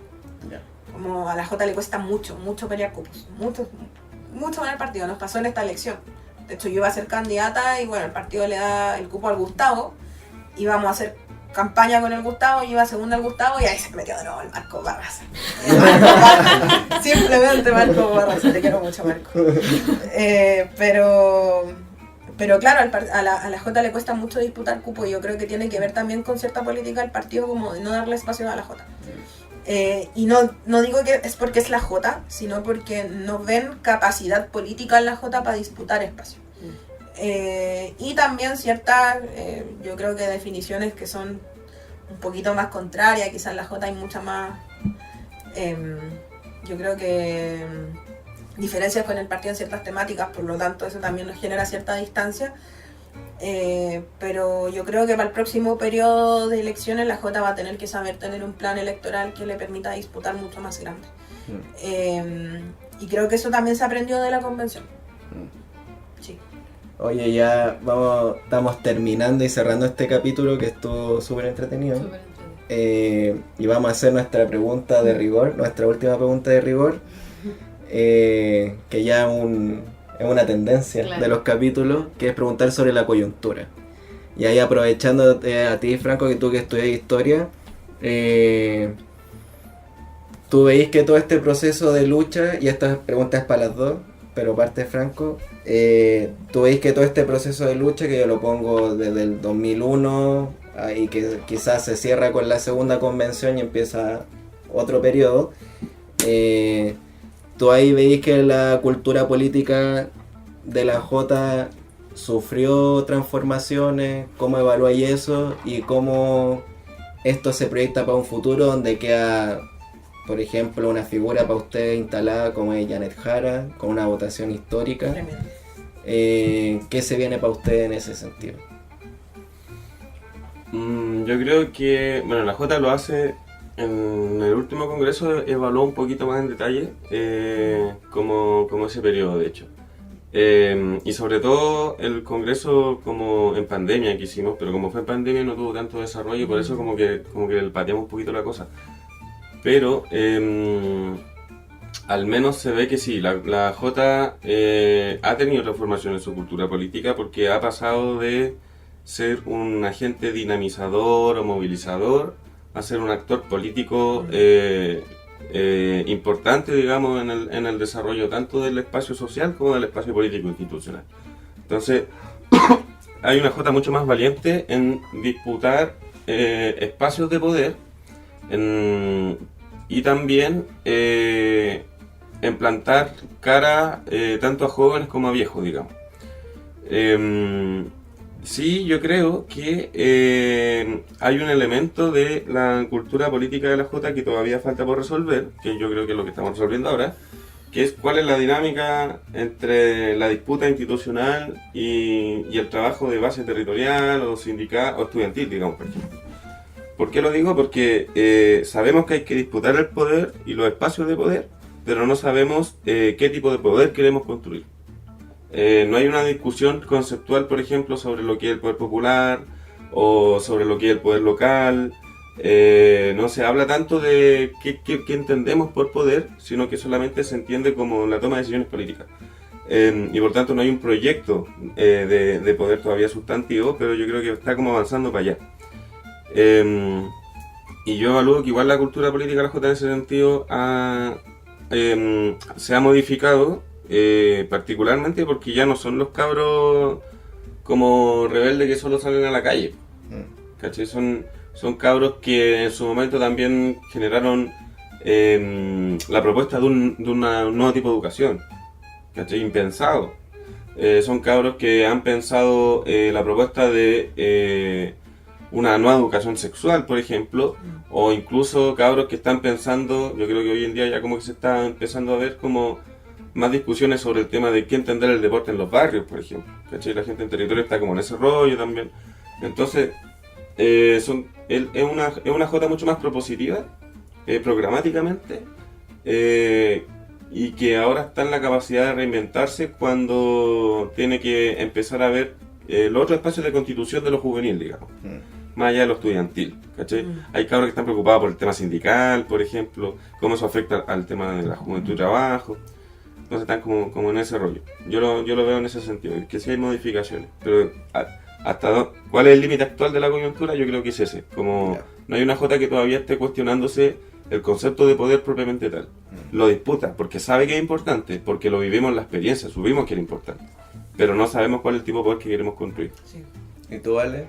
Yo estoy completamente de acuerdo con lo que dice el Franco. Agregaría particularmente lo que tiene que ver con lo territorial.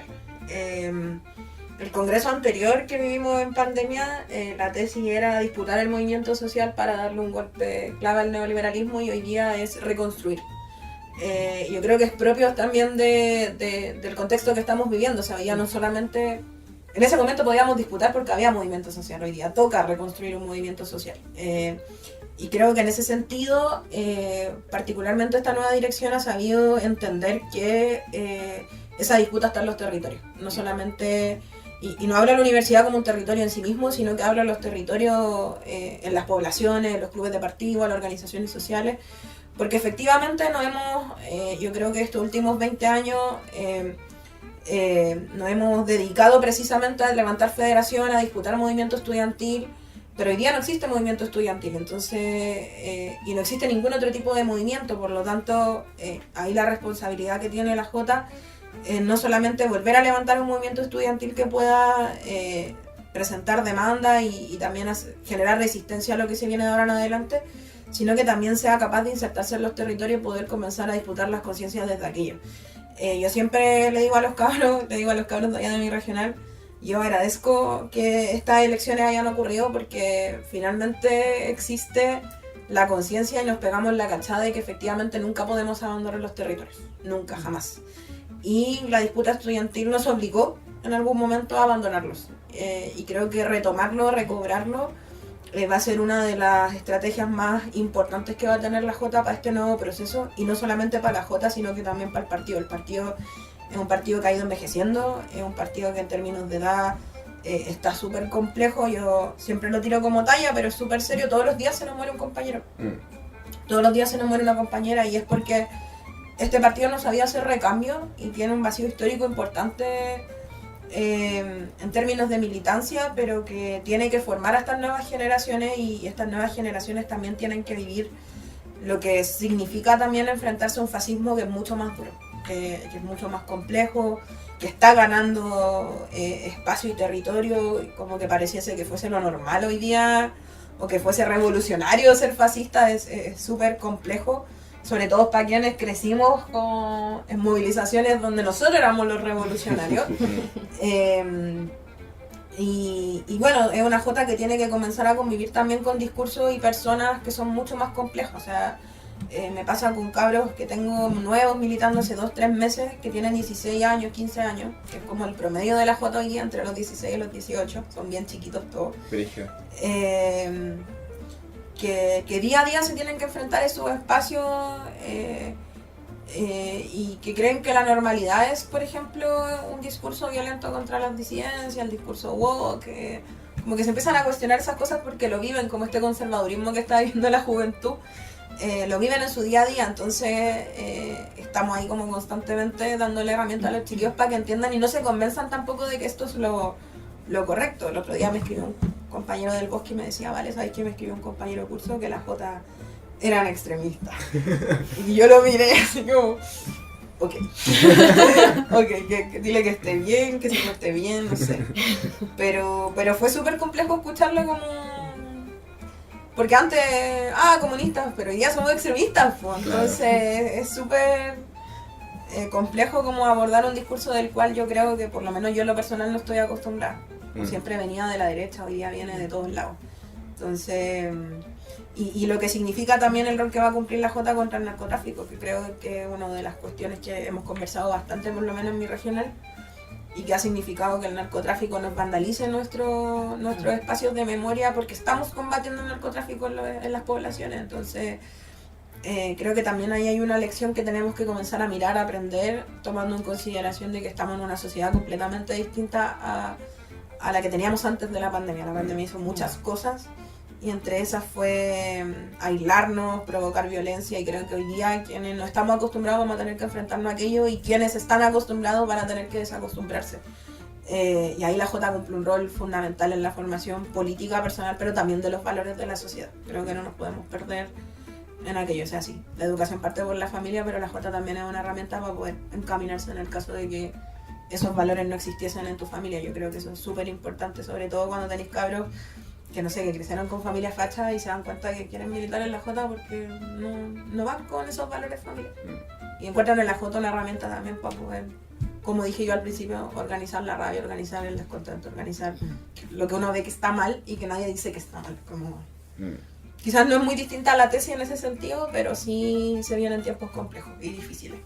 Se llevan harta pega para casa entonces. Sí. Oye, agradecerle a los dos, tremendo invitados e invitadas, así que agradecerles, pues, bacán que hayan aceptado y se hayan dado el tiempo. Gracias por invitarme. Sí, gracias por invitarnos. Y este fue un nuevo capítulo de Nota al Pie de Revista Z.